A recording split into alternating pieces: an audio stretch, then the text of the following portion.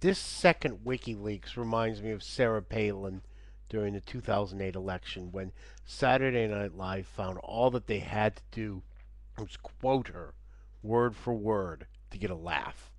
Um, this WikiLeaks, if you just display what we've picked up from WikiLeaks number 3, this is not about the first two.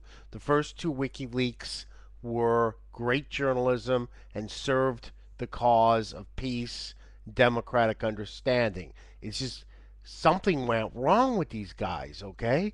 This one is just they've gotten these secrets, okay? And it's just like they're just going to show them. They're secrets, so they must be important.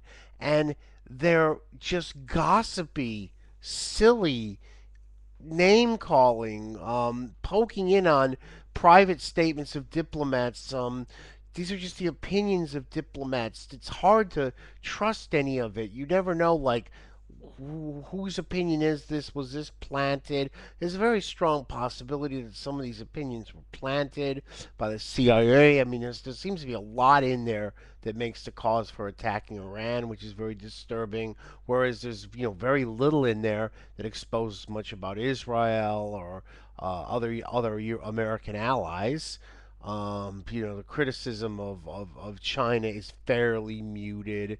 Um, it's full of a lot of gossip. I mean, there's very little in there about Burma, about Chinese democracy, about Tibet, about life in North Korea. All we get in North Korea is that the leader's fat. All we get about Libya is that the leader has a girlfriend. It's gossipy crap. And then when they release the 100 most vulnerable target sites, it's obvious that they're just somebody, maybe Assange, maybe the group, just wants to be is desperate for attention. And this is a problem you see on the internet all the time. When you give any kind of a collaborative software platform and you give people a count for what they do. Like in Flickr, most video sharing services don't give people a count. Flickr gives people a count.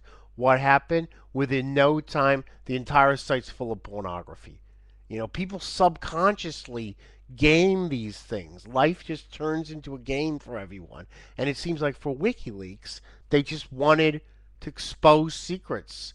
And when all they had was banal gossip and pathetic little stories like this, they did it. And if they had, in order to get in the news, if it meant exposing a document that, even though it isn't, the terrorists, I'm sure, know what the targets are, but something that would really disturb a typical person in Kansas and make it much easier for governments to raise censorship. It's almost like these are kind of like the Trotskyist radicals who can't see any possible compromise.